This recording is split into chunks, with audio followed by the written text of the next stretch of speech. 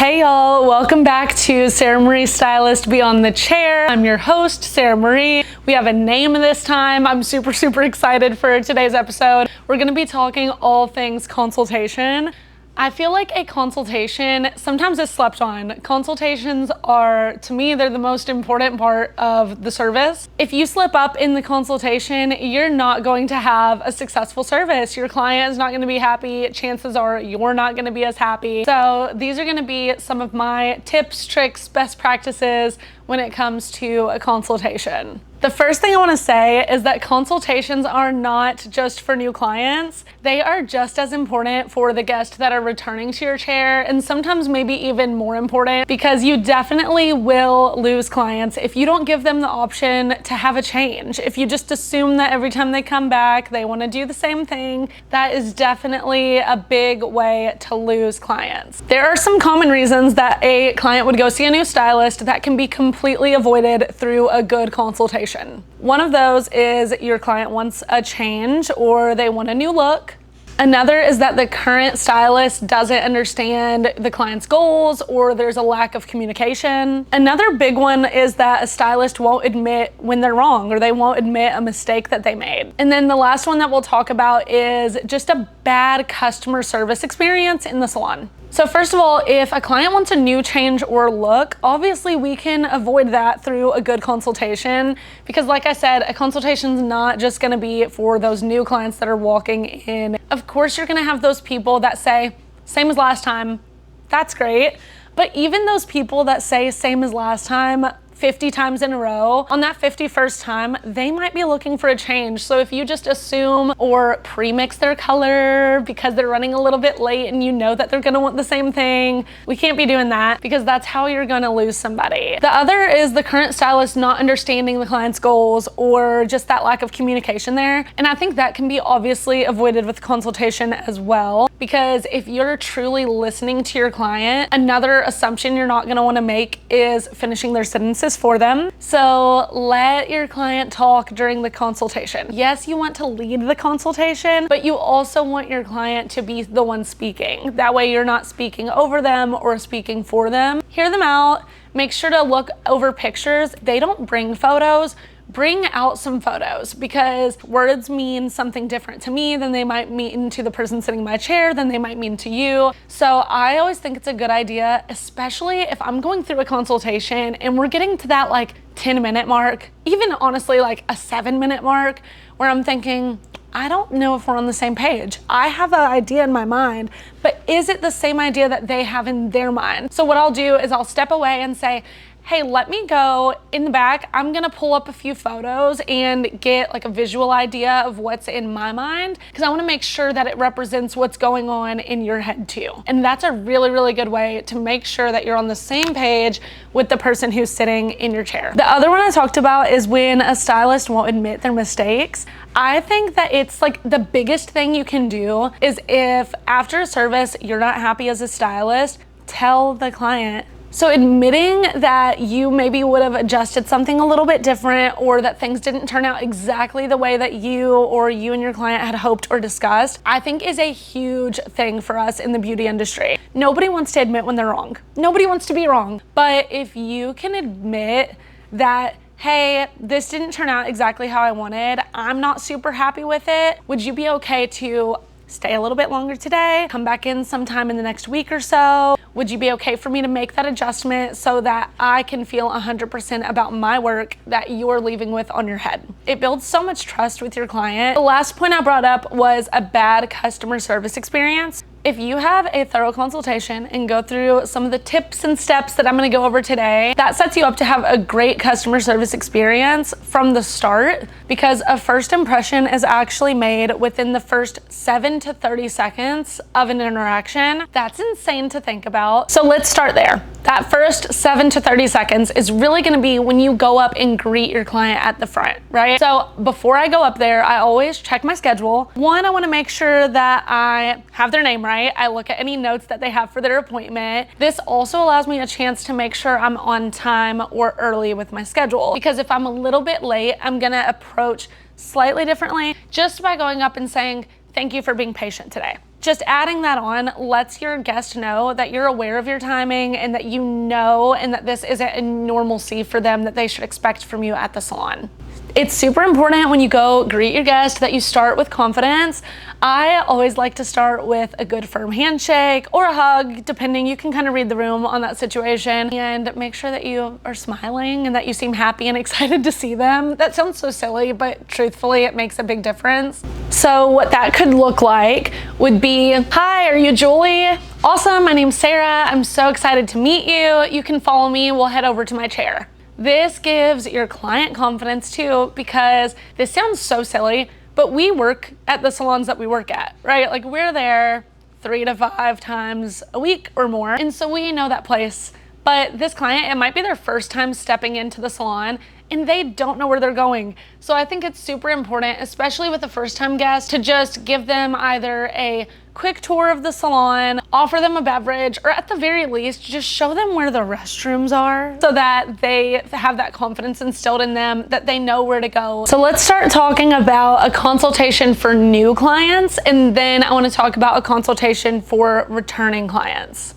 When it comes to a new client, the question that I typically am starting with is, how did you hear about the salon, or how did you hear about me? And they'll typically tell you that either they were referred by a friend, somebody at their school or group was talking about you, that they found the salon online, it had good reviews, like all of these things. So then you know where they're coming from, and this also gives you an idea of what they're looking to expect from their service today. Then start with some open-ended questions to lead the conversation, but still let your client be the one speaking, saying something like, tell me about your hair. This could go a lot of different ways. Some clients are gonna need a lot more guidance through a consultation than others. Some clients will be very good at telling you exactly what they want and how they want it, but some clients are going to be a little bit more laid back or hesitant, so you might need to probe a little bit more. I think starting with tell me about your hair leads into some good conversation. I like starting with saying tell me before asking a question typically, because it leads to more of a conversation style consultation where they feel more comfortable talking more than just a quick 1 or 2 word answer. So the next question I would probably ask is, tell me about your goals for your hair today and tell me about your goals for your hair long term. This tells you what they're expecting out of their appointment today. It might be, yes, we can definitely work towards that. It'll probably take 2 to 3 appointments. Here's what that looks like for us. Next, I would go into some lifestyle questions. So one of them would be, tell me about your routine on your wash days after shampoo and conditioner. So typically for me, Stormy, come here. Guys, my cat has entered the podcast. It's my first guest. Okay, are they using any products other than shampoo and conditioner? Is it a leave-in? Is it heat protection? Are they air drying their hair? Are they blow drying their hair? Sometimes they'll even get into telling you all about their styling routine and what they're typically doing, which leads to the next question, which would be, how long are you hoping to spend on your hair each day?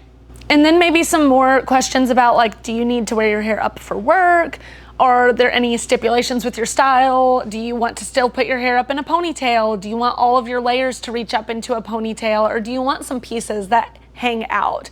Those are some good questions that just let you know what your limits are. And then one of the last questions I would ask on a new client consultation is, how do you want to feel when you leave today?